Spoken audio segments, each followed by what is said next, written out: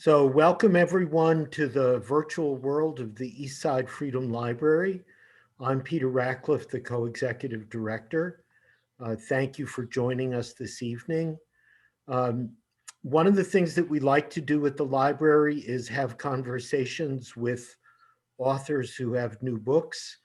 And we've really gotten into this method of recruiting a handful of people to read the book and step forward and participate in a conversation with the author. And that's what we'll be doing tonight. This is also one in a series of books published by Hardball Press and our friend Tim Sheard that we're doing this with. And we're looking forward to more from Hardball Press. We recently did two really great children's books with two authors there. Um, so tonight our topic is the new novel Union Made by Eric Lotke, and Eric is, if you're not sure which one is Eric, he's the one whose glasses are really reflecting his screen. We've been shaming him about that in preparation for tonight. Um, and then we have three great respondents. Kathy Hansen, who is retired from the Minneapolis Postal Service, but it continues to be the editor of the American Postal Workers Union paper in the Minneapolis local and also for the Minnesota State Organization. We have KJ Johnson, who is what do you call it? Staff director, KJ, for the Minneapolis Federation of Teachers. When I first met KJ, she was a staff person and internal organizer for SEIU Healthcare Minnesota. And then I'm just thrilled that my former student and friend Luke Milkey is also on the panel tonight. And Luke wrote an absolutely spectacular senior honors thesis about organizing by African American hotel waiters in Minneapolis in the 1930s. Then he went on to become an organizer in the hotel industry in Chicago. Um, and after the impact of the pandemic on the hospitality industry, Luke has returned to us here in Minnesota. So the format tonight is Eric is going to say a bit about why he wrote this book and what's in it. And then Kathy and KJ and Luke are going to share their reactions to the book. Eric will get a little bit of time to respond to them. And then we'll open the floor for you to raise questions or make comments. You're welcome to use the chat function here on Zoom. If you're out there in Facebook land, you can type comments into the comment function on the Facebook page, and we will be tracking those. We being particularly my colleague, Carla Reilly, who is handling the technology tonight as she usually does. We would be utterly lost without her at the Eastside Freedom Library. And as we're now moving into a somewhat post-pandemic world, we're beginning to think about how to do hybrid events where some folks are in person and others are online. And Carla is figuring out the technology of how we can do that. And I appreciate her beyond words. So I'm going to turn things over to Eric to tell us about the adventures that brought him to writing Union Made and what the heart of that novel is. So Eric, please. Hi, everybody. Thanks for having me, Pete, and thank you everybody who was able to come. I see a lot of you, some familiar names and some folks I don't know. So thanks everybody for fitting this in. I hope this will be interesting. I'm going to start with what's the book about, because that seems straightforward. And Union Made is basically, it's a love story. It's a romance. It's a classic boy meets girl with a happy ending. Spoiler alert, sorry about that. but that's in the romance genre. So it's a love story, except that would be boring if it were only a love story. And so we need, what's the source of tension? What's the friction? What are the Capulets and the Montagues? How does it go? What makes it a problematic love story? So she is a union organizer, and she's trying to organize a big old store for better pay for the workers. Think Walmart in the back of your mind, something like that. And he is an accountant who works for the owner of the Pac-Shoppe, is what it's called, of the big retail chain. So we are naturally adverse. She is a union organizer. He works for the ownership of the company. And she, of course, is super fabulous and energetic and all of the good things that a person would want to be. And he is lonely and boring and pining and kind of maybe a little bit curmudgeonly. And he looks at her with increasing longing. And as the story goes on, and he is starting to watch her more because she is organizing the company that he basically works for the owner, or he actually has an interest in an ownership interest of his own. So he's watching her more and more closely, falling more and more for her. Question: can things get together? Because it's a romance, so we know it needs to go there. A little bit more in the spirit of spoilering, only because we have to talk for a little while. He's an accountant. He's in the company books. She is talking about how much the owners make and how much the workers make and what are all the disparities. And he's in the company books, and he's listening to her on TV and kind of going, huh, we actually do have a little bit of space to give them a raise. Why don't we give them a raise? What's going on that makes it so hard for us to give them a raise? And, oh, look at those odd payments. Those union busters that she's complaining about. What are those payments that we're making? So he's in her books, in the books, and he knows all of this stuff in the background. And she has no interest in him other than, wait a minute, he's a source of inside information. Maybe we should at least have lunch. Maybe I can get something out of him. And so again, full of spoilers, not really setting this up perfectly, but they have lunch. And then after that, you're on your own. You'll have to do some reading in order to see what information comes out, what he learns, what he's willing to share, and how we get to our, the acronym that I learned. I share with you an acronym from the trade. Who wants to learn something about writing that you might not already know? How do we get to the HEA? How do we get to the HEA? It's a romance, HEA. It has a happily ever after. A technical term of the trade of romance writing. If you didn't know it, we're going to give you an HEA. Why did I write this? That was a different question that Peter asked. I want to say, why did I write this? And again, I don't come from labor unions. I grew up in a non-union family, basically union skeptical, like modern educated professionals are. And we kind of think, unions, aren't they old and obsolete? Aren't they from back in the days of horses and buggies, or maybe manufacturing or something like that? Didn't we outgrow labor unions? And so that's where I come from. And in the early days of my professional career, I was working in the criminal legal system doing advocacy. Sentences are too long, racial disparities, police out of control, this kind of thing. And labor unions were often on the other side. I was working against the labor unions, so they became even more problematic. Then I spent a few years as the research director of a think tank. And now I'm looking at the data. And maybe you've seen the bumper sticker, unions, the folk who brought you the weekend. It turns out to really be true.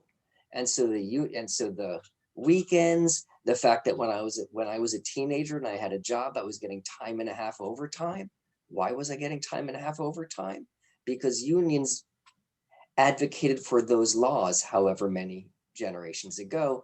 And then I wish I could share the screens. I almost want to share the screen and take advantage of the Zoom technology.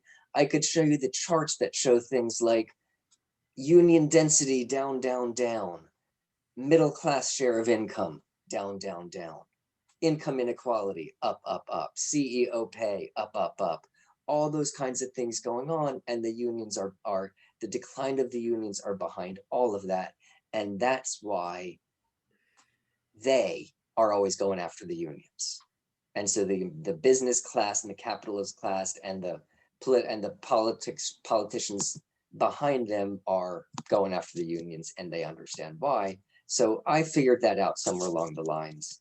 And I said, well, I could write a story about that. I could write a story where somebody figures this out the way I figured it out. And I could have a union campaign, and campaigns are exciting, they're interesting, and I've been in any number of them. And you go to jail, and there's police, and there's crowds on the streets, and there's chanting and slogans, and then there's really interesting research in the background with the investors and the shareholders and what can be done in the background. And all of that looked to me like, that's really exciting, that's really interesting. I could tell that story. No, that would be boring as a novel. You couldn't engage your readers with that. The eureka moment, give them the love story. So give them the love story, and people will fall for that. And so I give you a love story, and that is the thing that is the framework around which hangs the campaign energy, the research that gets done, the coalition partners in the community, the working with the workers and getting them to organize themselves, and what risks they are willing to take, and how they are going to go about uniting themselves versus the management. So that's where the book comes from and why I do it. And only because Tim Sheard is on the screen, and I got this from him. Tim, I'm gonna do a bunch of credits around here. This I got from Tim. He talks about fiction as a tool for social change. That's his way of putting it, fiction as a tool for social change. And I say, wait, good slogan. That's what I'm doing. I'm writing this for social change. My previous novel was all about the criminal legal system, and it looks and reads and feels like a charming, uplifting story. I want you to have a good time reading about it, but really it's a critical commentary on the criminal legal system. And this book is in some ways a how-to primer on how to organize a campaign, and a nonfiction treatise, why you need to unionize, and all of that is in the background, but really I want you to have a good time while reading it. So that's where it comes from. And the other credit I have to give, only because I'm in St. Paul, or I'm going to think of myself as spiritually in St. Paul, there's just a little line late in the book where our union organizer gives a little speech to the workers about unions and the relationship with unions. And she says, this speech, I got it from a colleague in St. Paul, in Minnesota. She says Minnesota, but I, the author, know it was actually St. Paul. And the speech that she gives, she says, unions are not a soda machine. And she's trying to inspire her workers and trying to get them to understand, after we get the contract and after we get the win, everything isn't okay. And what she says is, unions are not a soda machine. Soda machine, you put your money in, you get your soda out, you complain if you didn't get your soda. Unions aren't like that, where you pay your dues, you get your raise. It doesn't happen that way. Unions are a gym membership. You pay your money, now you can use the gym. Now you can lift the weights, run the treadmill, do whatever it is to get yourself in shape. And then at the end of the month, at the end of the year, you should be in better shape thanks to your gym membership. Unions are like that. You pay your dues, that gives you the tool that you can use to get your raise, to get your job security, to get your control over your shift schedules, which is hugely important in retail like this. Maybe later ask me why I chose retail, not manufacturing and food service and some of the other things I considered writing about. But I'm monologuing a lot. So I want to give credit to the St. Paul Federation of Teachers, who gave me the soda machine metaphor, which Catherine uses with her workers at Pac-Shoppe, about what unions are and how they operate and what they do. And now I feel like I've been talking for far too long without a question. And so please, Peter, I don't know if you want to ask me a question, or if we should turn it over to the other panelists, or how you want to manage it. Yeah, I'd like to go to the panelists at this point. I do want to just say that, Eric, you may not know that the bumper sticker that you mentioned, unions, the folks who brought you the weekend, that bumper sticker originated in Minneapolis, created by Ricardo Levis Morales. So we'll have a footnote, and another reason to cite Minnesota Yes, please. I have one on my door in the office, not on my car, and at some point I should fix that. Great. So Kathy Hansen, you want to start the panel for us, please? Sure. Well, first of all, I enjoyed the book. And for me, it's got to be believable to enjoy it. And it was quick, easy reading, and it just went, boom, boom, boom. I liked the way you did the short chapters, just a page or two, and then went to another person back and forth like that. And right before I read it, I was watching the Amazon in Alabama, them going for their contract and reading about it. And it hit the nail on the head. That's exactly what they go through when they try to organize. So I enjoyed your book. Thanks. You're my audience. I want you to have a good time with it. I did. It was fast reading. Or let me go to KJ Johnson, your reactions. First, I want to say I'm a book reader, so I love books that draw me in. And I have not read too many good books that bring in what I'm passionate about in a romance. So I really love, I was like, oh my God, union organizing is romantic. I love, as an organizer, I was checklisting as you was writing, how the campaign was going, all the things that Kathy was doing in campaign. I was checklisting. I was like, this is so awesome because this is how you escalate. This is how you move through a campaign. So I really did enjoy the read. It was really good. Thanks. Forgive me. I'm going to do a little political organizing for a minute. Buy the book, tell a friend. We will be putting up a slide at the end so that people will know how they can buy the book. You bet. Luke? Yeah, I guess I thought this is a book that we need a lot more of. We're trying to lay out a union organizing campaign in an accessible and an engaging way. But for me, I liked Nate as a character a lot. I thought that was interesting to see his struggles, his decision of what should he do, and then later when he starts tutoring the custodian's child, I thought that was really interesting, and we got to learn about why, how he's thinking. But what I struggled with, we had so much of the focus on how Catherine was organizing. We didn't really get to see her as a person in the book, and so I sort of struggled with relating to her. We don't really know why she's an organizer. We only get a little tidbit, why is she doing this really intense, draining job? And so I like the chapters where she gets to interact with Maya, Elena's daughter, a lot. And I wish we got to see more of that sort of humanizing of Catherine as the organizer in the book. Because I felt like there was when we get to, there was sort of a missed opportunity with the organizing starting with the strike. We don't get to see the initial committee formation. We don't get to see the identification of leaders, and a lot of things that are really crucial in these campaigns because we're already so far into the campaign itself. And we don't get to see her have hard conversations with her coworkers.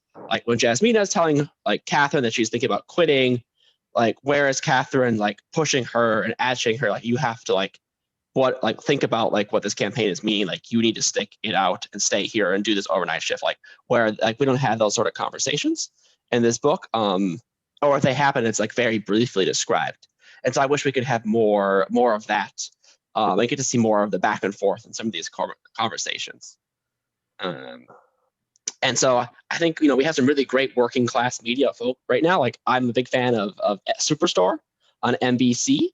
And then, we have some great, more podcasts and sort of how to organize books. And so I really love this sort of in between. And I think it's a lot of really great opportunity here. And so I'm excited to see that Eric wrote this book. And I enjoyed reading it. I thought it was an enjoyable read, but I was just sort of disappointed in some of the lack of character development in Catherine and some of the missed opportunities in laying out more of the organizing process. And so I guess my question then for Eric is, when you chose your two point of view characters, was there a reason you didn't have a worker as one of the point of view characters, and you instead took the organizer and sort of management side? Those are all really good questions, very sharp-eyed observations, criticisms, and really fair questions. And I'll try to get through most of them, and then you'll hold me to the ones that I forgot. I'm going to start with one of, I don't want to call it a regret, but something I did knowingly and didn't really like it, which is it almost looks like the campaign is fun. It's rallies and it's marches and it's demonstration. It's the big picture stuff that's exciting, maybe gets you some press, has some posters, and it doesn't have all of the really boring, tedious stuff, which is the same conversation with person after person after person, every single person on the floor. What are their interests? Where do they come from? What risks are they willing to take? What are their desires from the workplace? The same conversation was sort of really the bread and butter of a campaign. And I refer to the fact that those happen, and you know that they happen, but you don't live them. And I just said it a second ago because they're really boring. Could I have shown one or more of them? Yes, maybe. You saw some pieces of them where Jasmina is having her doubts, and Catherine has to run the balance between reassuring the workers and saying, keep at it, we need you, and letting them go and saying, no, I understand you have kids and you can't work overnight, or whatever all it might be. And you have my blessing. I love you, even if you leave us. And so we see some number of those conversations, but we don't see very many of them. And the other thing that you don't see, but you know that it happens because you see in some ways the outputs, are the community meetings where she's talking to the other members of the community. I'm in education right now. I'm working with teachers and teacher strikes, teaching ends for higher pay. Last year or 2 years ago by now, higher pay. Now it's for workplace safety and masks and so forth. And the teachers can't strike without the support of the community. They need the parents on board. And in this case, the Pac-Shoppe workers can't strike without the support of shoppers. As the mayor's chief of staff says, the people like their low prices. You'd rather they leave. And so we need the support of the community. And we have some scenes in which she has the support of the community, so you know that she got it. And some scenes where she's continuing to work with members of the community. But among another of the things that in some ways I wish I had, or could I have put more of the community organizing in there, that the outreach. And again, I didn't, only because it's less interesting and less fun and less exciting than the tense stuff with the posters and the marches. The other thing that's interesting to me anyway, Nate gets a lot more personal interior time, where you see where he's coming from. And forgive me, I'm going to whisper this secretly into your ear, Luke. That's because he's boring.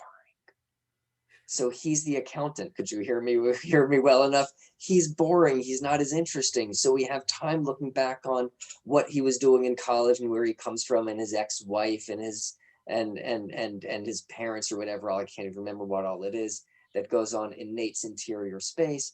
And we don't have that much time in Catherine's interior space because she's really interesting, and she's managing a campaign. She's dealing with the police. She's setting up the parade routes.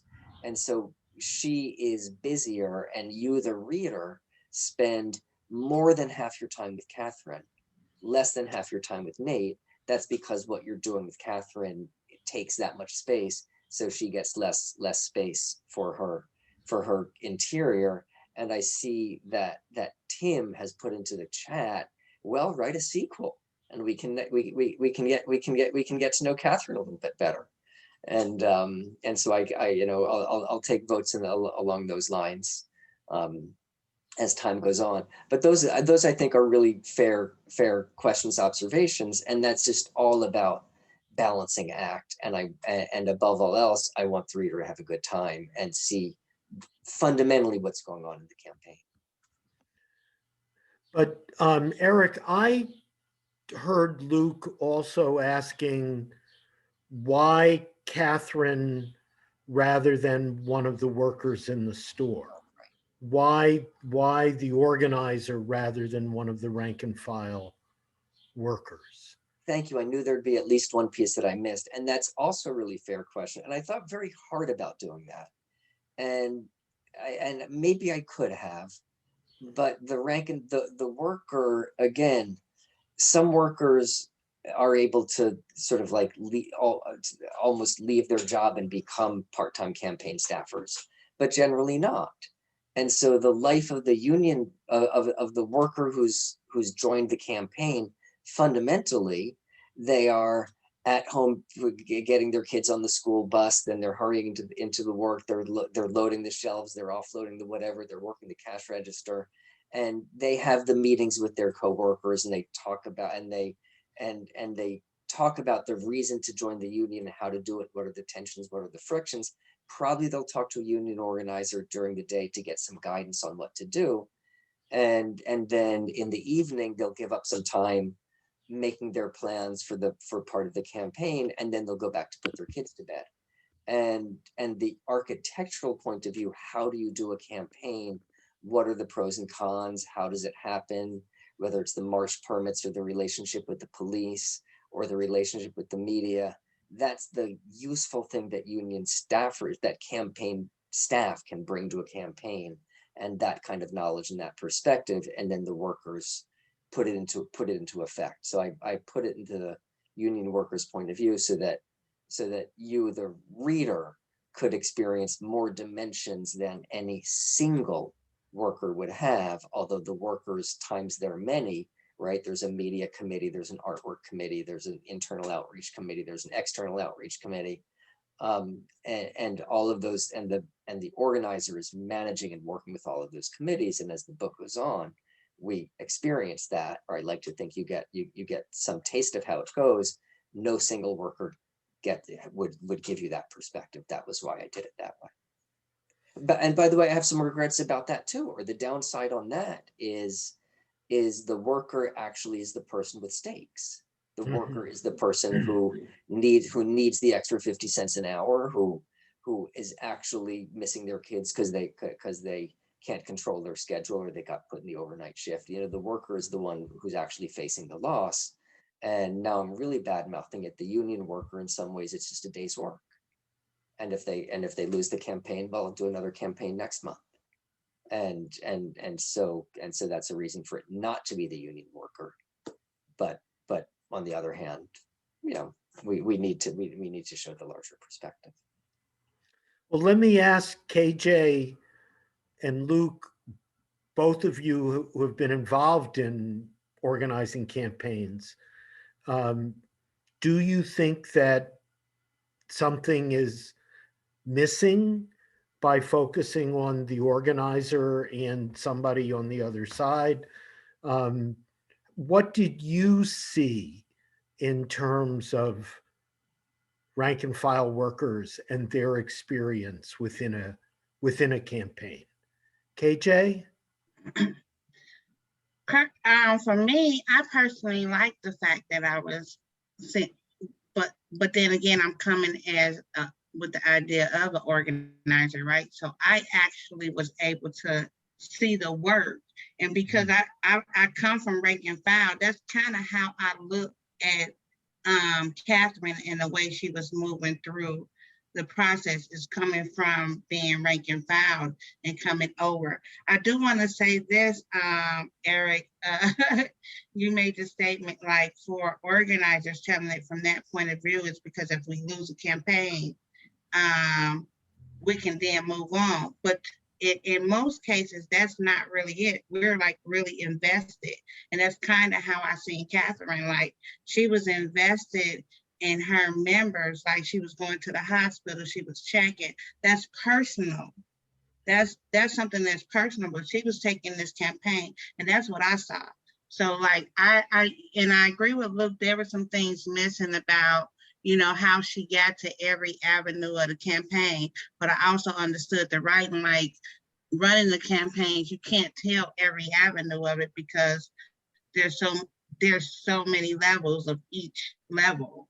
So to be able to put all of that in a book, you would probably need a whole series, which I will read, by the way.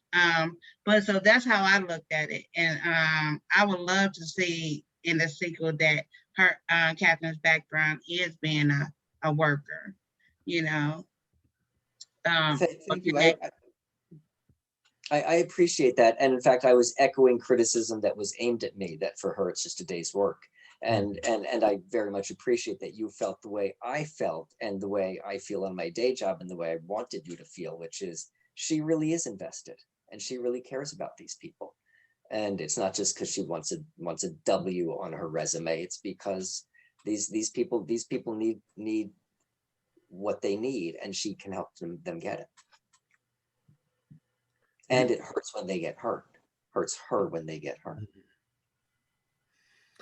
Luke, anything you want to add from your own experiences organizing? I just feel like I like the parts where, where you could see how much she cared about the people she was organizing with. I just felt as a reader, I would have better understood why she was cared so much, instead of being told that she cared so much, like shown how much she cared. Because if we had something from her background, or like, why did she become a union organizer? Why was this campaign so important to her, besides it being her job as a union organizer? Like, what was so significant about like her coming and organizing here? So I think I thought a little bit more development on her past would have helped fill that in. I want to shift gears a little bit, and having Kathy in this conversation reminds me, I want to tell a little bit of a labor history story and then throw it to Kathy. In 1933, workers in the Hormel plant in Austin began to organize a union. And the union manifested itself in the workplace itself and with direct action in the shop. And but it also had these interesting dimensions, that there was a couple who had been students at the University of Minnesota who moved to Austin because they were excited about what the workers were doing. And the husband, Carl Nilsson, started a newspaper for the union. And the union even had this crazy idea that they should distribute the newspaper by going to people's homes and hand delivering the newspaper to people's homes. And Carl's partner, Marion, started a practice of writing a book review in every issue. The newspaper was coming out once a month, and she would write a book review. So I sort of racked my brain to think about, are there union publications today that include book reviews? And Kathy, you sit at the helm of 2 postal worker union publications, and you're involved with the Postal Press Association, which brings editors together from across the country. I bet Tim could keep you busy with a book a month that you could read and review. And I'm just thinking, as we're having this conversation tonight, how great it would be if book reviews, reading books that hold up mirrors to members of unions to see themselves in different ways. Maybe that's part of rebuilding the labor movement. So Kathy, have you ever had a book review in one of your publications, and what would you think about that? Yeah, and that's something we've talked about at the Postal Press conferences, how to build more interest in our papers, and book reviews are one of the things. So I have done one, I haven't done any more, and that was quite a few years ago, but I will definitely put this one in. I have a paper coming up in July that I'd be glad to review it for and put it in that one. Great. And, I'd love to have a book review, so feel free to send me any books you like. I have. Well, let me ask the publisher, Tim, have you found union papers that review hardball press publications? You know, I don't want to mention any particular unions by name, but years ago, it was not uncommon for some of the big New York unions to review some of my Lenny Moss novels, which features a union shop steward who's also a detective. But in the last, I'd say 5 or 6 years, they've become more and more resistant to reviewing not only my books, but any book, especially any fiction book. And it's been really like pulling teeth, which is a terrible metaphor, but it's been very difficult getting union newsletters to review my books. And one thing I would suggest for you, Kathy, is this is a way to engage your members to write for your newsletter, because in the old days, union newsletters solicited reviews and letters and so on, movie reviews from the membership. And you may find some members who really want to write about things, and it doesn't necessarily have to fall on you if you wanted to, solicit more reviews. I would put that right out there for them. I'm more than happy to publish anybody who wants to write anything at this point. Well, I think that the Postal Press Association has always struck me as this remarkable, logical, makes all the sense in the world that every summer the union underwrites editors of papers from across the country who are in the APWU to come together and talk about what's working and what's not working so well and what might be a good idea. It could be a place to start to sort of re-inject the idea of book reviews into publications in the labor movement. I bet Tim would be willing to zoom in and talk about how exciting all his books are. Oh, and my authors too. You know, I have that novel written by a Michigan postal worker. That's right, Paul Felton. Paul Felton, yeah, murder of a post office manager. It's the best depiction of stewards in the trenches, union stewards in the trenches, going one-on-one with their boss, face to face. It's the best depiction I think ever done in literature. And of course, I'd be happy to send that to you if you want to take a look. Happy. I have read his book already, but I'd love a copy of it. I'd read it again. Great. It's in the mail tomorrow. You send me your address. It's in the mail tomorrow. I will. Put it in the chat, Kathy. Great. So why don't we open things up and see if any of you that are with us this evening, if you have a question or a comment. I know you've probably not read the book, although there are a couple of people on who have last names that look a lot like Eric's. And so I apparently I'm supported by family. Yes. Well, we also, one of the things that Luke did was what we call a SALT in the labor movement, hired into a place with the intent of organizing. And Eric, you have salted the audience tonight with family members, and more power to you. But if anyone has a comment or a question, and we can broaden it out. So Joy Barksdale knows how to raise her mechanical hand. Do you want to unmute yourself, Joy? Hi. Sure. Hi, everyone. Hello, Eric. I have the privilege of working with Eric at NEA. So, and I also have the privilege of buying this book a couple weeks ago and reading it. And it was a really, really good read. I've been working with unions since 2005, and I have never been an organizer. And I'm almost ashamed to admit how much I didn't know about, on the ground organizing. I've gone in to do some political campaigns during to get out the vote work, but I have not had any experience as a campaign organizer. So I learned a lot about just the logistics what it takes to do this, and the kind of commitment. I always knew that you had to be pretty committed to do this kind of work, and that you have to become very attached to the folks you are helping to organize. But I was just left kind of incredulous at what it all takes to be successful, and how Eric did such a good job of underscoring that it is the workers' union. It's not Catherine's union. It's the workers, and she's only helping them to find their own voice. So I just want to say I really loved the book.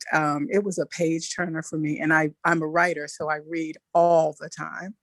And I'm really curious to know what Eric is going to do for the second installment, because I can see some tension between Nate and Kate, because although Nate has now seems to now want to perhaps consider becoming part of the labor movement, there's a lot he doesn't know yet.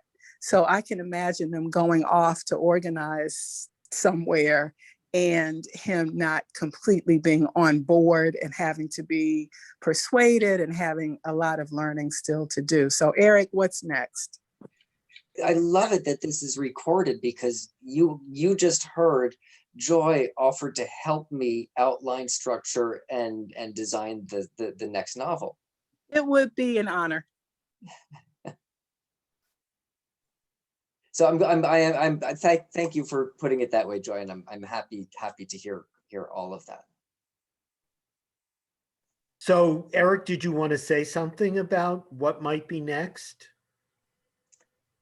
So of course, the real question is whether or not, but in order to inform the whether or not, you have to daydream about what it is. And I sort of have a feeling there's two things going on. One, do we not fast forward a couple of years? Are they not married with a child, maybe even? And do we not have Catherine in the position of balancing her very demanding work life with a young child? Or maybe Nate is the more stay-home parent and he's the more hands-on. So who has the anchor job? How do they split that? That could be an interesting dimension here. And I think maybe it should be teacher strikes, and it should be really built this time, not including it in an ancillary way, but building it around the way the entire community needs to be invested to support the teachers in their strike. And so then that would be so the campaign would be educators, and forgive me, educators, technical term of art. Right. Yes, we love the teachers. We love the teachers' aides. We love the janitors. We love the food service workers. We love the bus drivers. So they're all in that school community. Right. And so when I daydream about it, their relationship has advanced that far, and we're the educators. That's as far as we're going right now. Thank you. Stephen, you've got a question, please. You can unmute. Yes. I was kind of curious. You've written a few previous novels, and they've always had elements of politics and society being discussed in them. What did you learn from working on those novels that helped you with this latest one? That's an interesting question. What I'm really learning is how to write a novel. So I feel like I keep getting better at it in terms of the art and the craft. And I guess the one thing that I'm learning, and maybe this is a hindsight or a regret, is that the politics should be increasingly secondary and maybe even almost invisible.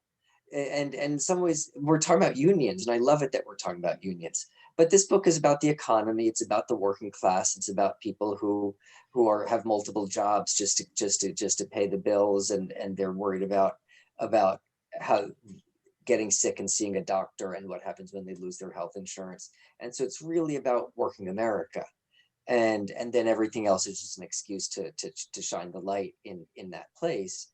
And so the novel, or the Tim's terms, fiction as a tool for social change, in some ways you don't want to make it too apparent what you're doing, and let it be in the background. Thank you. KJ, you wanted back in, please?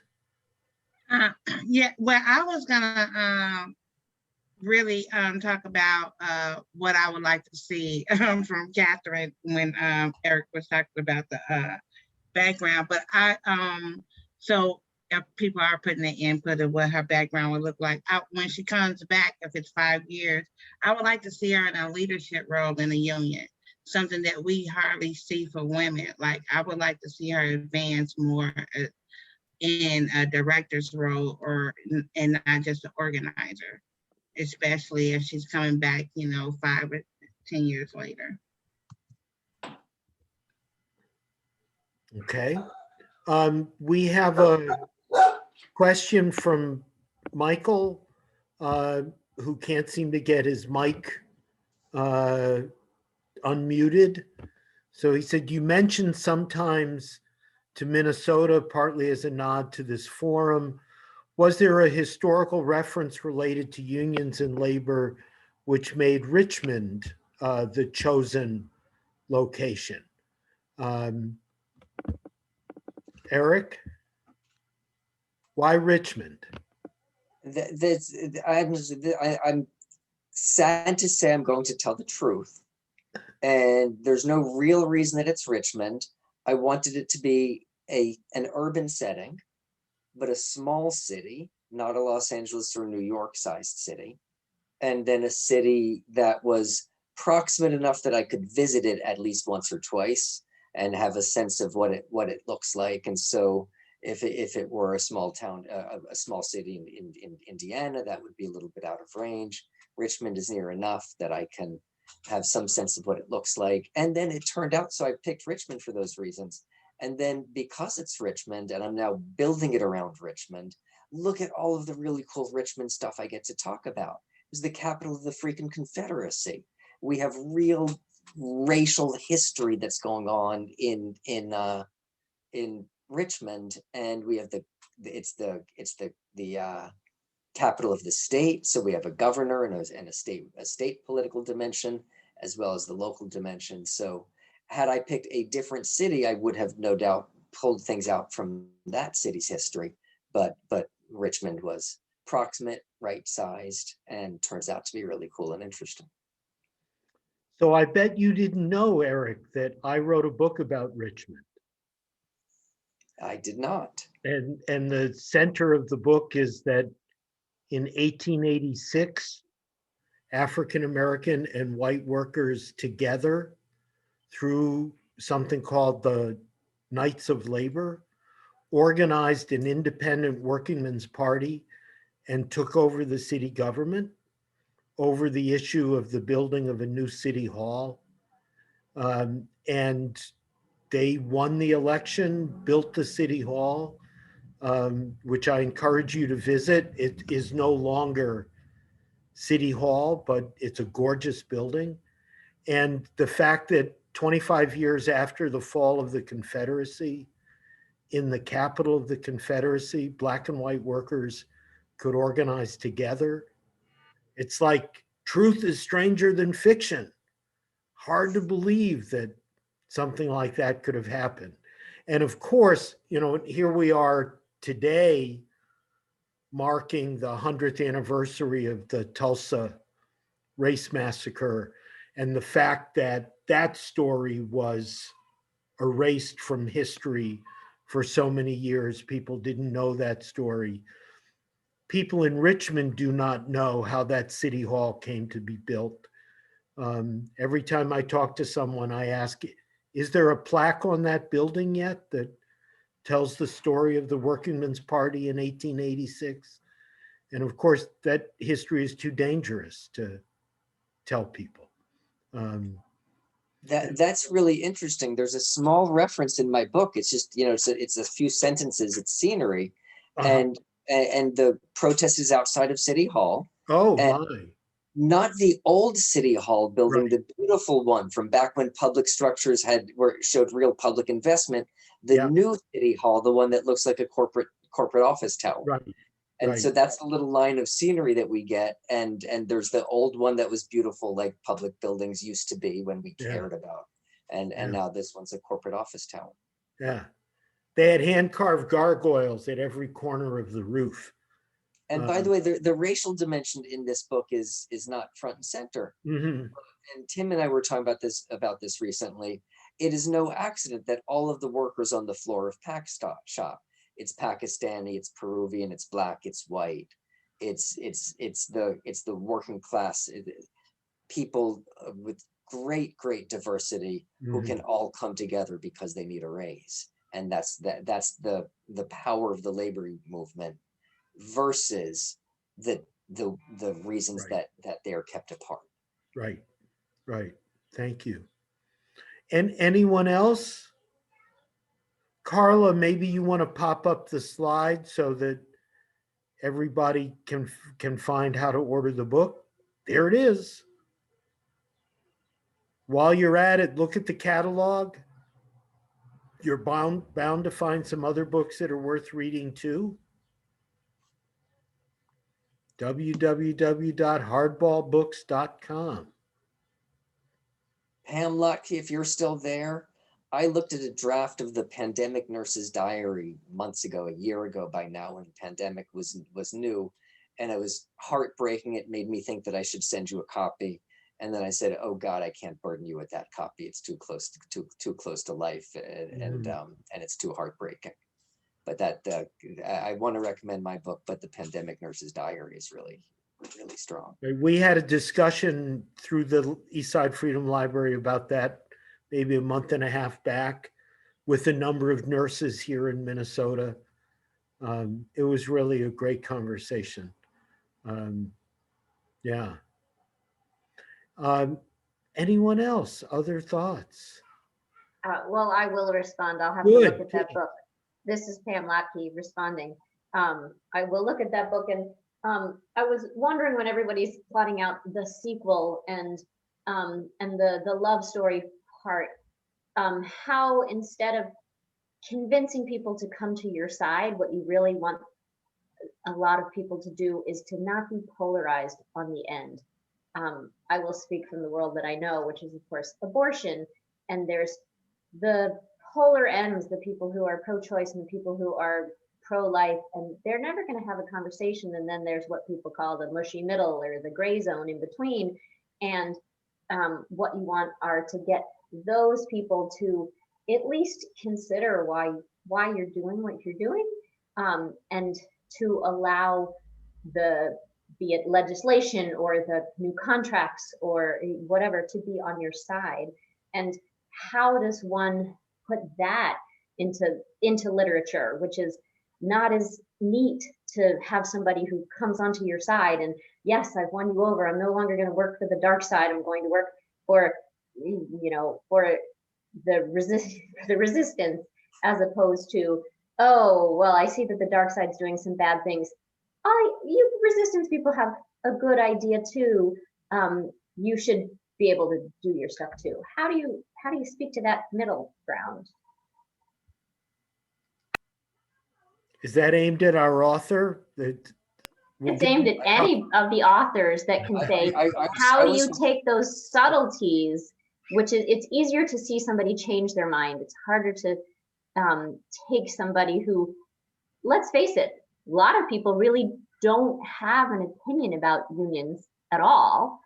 And what you want to do is to at least give them enough knowledge to feel like they're not a bad idea, but they may not be on the picket lines with you. And how does one, as a literary finding, how do you convey that? Because in fact, it's that gentle public opinion that you're trying to get, not the people who will necessarily be saying, oh yeah, I'll meet you there and maybe I'll get zip tied and carted off to jail, because that might not be the majority. So that's why I'm telling a story. And that's why I do it this way. And it's just, and in fact, if you were doing pros and cons or debate style, many of the points that would be listed in the pro and column and con column are addressed somewhere in the book. But fundamentally, we're just living a story and we're having a dialogue and we're looking at things themselves. And in many cases, I want to interpret it for the audience and say, that's why she did this, or look at that, don't you get it? And I don't. And I just like, here's what happened. And then you can go digest it yourself. And hopefully what we see going on are workers who have problems that they don't need to have, right? Why doesn't the employer make the non-economic concessions like better control over their shift schedules? Why won't the employer do that? And they don't. And that's a power dynamic. And that's keeping them dependent in certain ways. And so what we see is that it's happening. And then we see the bookkeeper who says, wait, there probably is space for a raise. And we have investors saying, it's not about the nickel and payroll, it's about the labor piece. We need to, the friction is upsetting. And so we have the different dimensions out there, but fundamentally it's storytelling, not nonfiction. And hopefully the different, you yourself can find the space that suits you. Anyone else want to respond to Pam's question?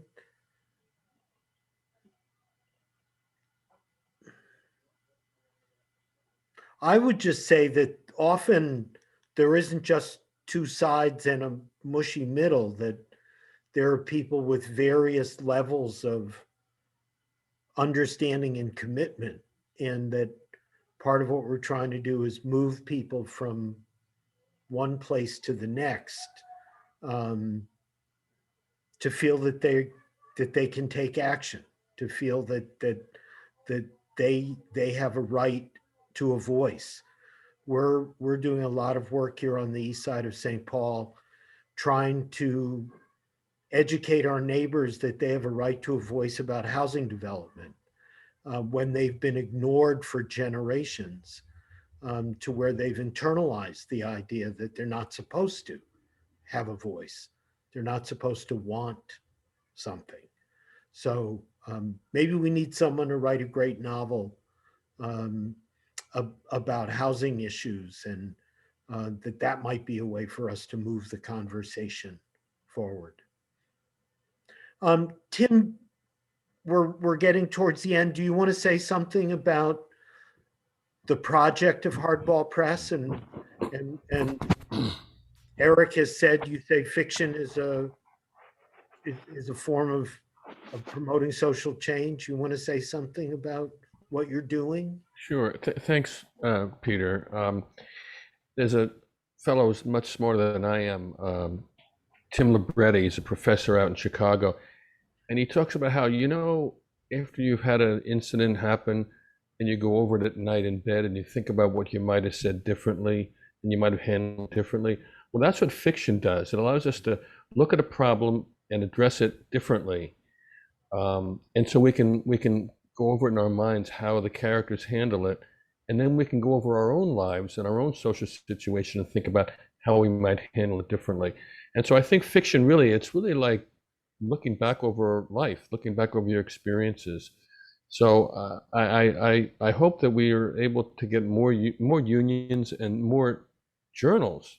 The left so-called progressive journals, The Nation, Jacobin, Mother Jones. It'd be great to get them to review more social justice novels and even memoirs, because it's really important for people, I think, to go over the issue in their mind as they read it, and then they can think about how in their own life they can do the same thing that Nate and Catherine did. They can engage and they can figure out how they're going to deal with a problem. So literature, a great way to move people, educate people, inspire people. We just need more readers. That's the tough part. And so what is Hardball Press doing? Well, we're publishing children's stories, as Peter mentioned, and in the children's stories, it's usually the children who take the lead and explain to their parents why you have to stand up, which is a wonderful children's imagination. And we have novels, we have oral histories, and we're trying to get them out through social media, through events like Freedom Library discussions. We're sending them out to newsletters like the Postal Workers Union and asking them if they would write about it. So we're working, we're trying to get the word out, but it's a tough slog, with that. It's a tough slog to get really our name out there. So we rely on our friends like you, Peter, to help us tell the world about our wonderful books and our wonderful authors like Eric, who, by the way, was a joy to work with as an editor. Some writers, you change one word of their text and they go ballistic. I mean, some writers are like that. Eric was really just wonderful to work with. I think we really had a good time going back and forth. And I think you should go this way. And Eric says, well, I like it this way. And I said, yeah, but here's why. And then we eventually come to some compromise that we're both happy with. I love being well edited. And Great. Well, I'm so glad that the results are the results and that you've been able to share them with us. As I said, we'll be doing a number of Hardball Press books going forward in conversations like this. I want to thank Kathy and KJ and Luke for stepping up in an unusual setting for each of you. Thank you. I want to thank all of you for joining us this evening. Even if you had a horse in the race, a family member in the scene, I'm glad that you're here. And I do want to mention, I'm very excited that on June 22nd, that we will be having an event with Carlos Hill. Carlos, almost 30 years ago, was a student of mine at Macalester. He is now chairperson of the African American Studies Department at the University of Oklahoma and has just published a book on the Tulsa Race Massacre of 1921. And Carlos is going to be with us in a Zoom format on Tuesday night, the 22nd of June, to talk about his book. And I've just been so impressed. Even today, I caught a snippet of President Biden who went to Tulsa today, and Biden explicitly said, this was not a riot, it was a massacre. And I've been impressed that our language really as a country has changed in the space of maybe 2 years, maybe just in the last year, that when I was coming up, if people mentioned Tulsa, it was called the Tulsa Race Riot of 1921, with the implication that Black folks were the cause of what had happened. And that language and that way of looking at it has changed. And as an educator and an activist, I'm very impressed that something like that could change. And now we have to decide collectively, what do we do about it? And that maybe takes us back to where Pam was posing people at different ends of the spectrum. Nonetheless, the language has changed. And I think that that's very significant. And I want to invite all of you to join us on June 22nd to see Carlos's work and to hear from Carlos about what's going on in Oklahoma, where at the very same time the language has changed in Tulsa, the governor of Oklahoma has signed a law outlawing the teaching of critical race theory. So we have very different ends of the spectrum right there. Thank you all for joining us. I hope to see you all again soon. Stay well, stay safe. Don't believe these people who say we should put the masks away. I'm hyper cautious on this one. Eric, thank you so much. Tim, thank you. thank you, Peter. Thank you, everybody who found time for this. Yeah. So it's Tim, it's Carlos with a K, Carlos Hill. Hill, okay. Yep. Great. All right, everybody. Thank you very Bye. much. All Bye. right.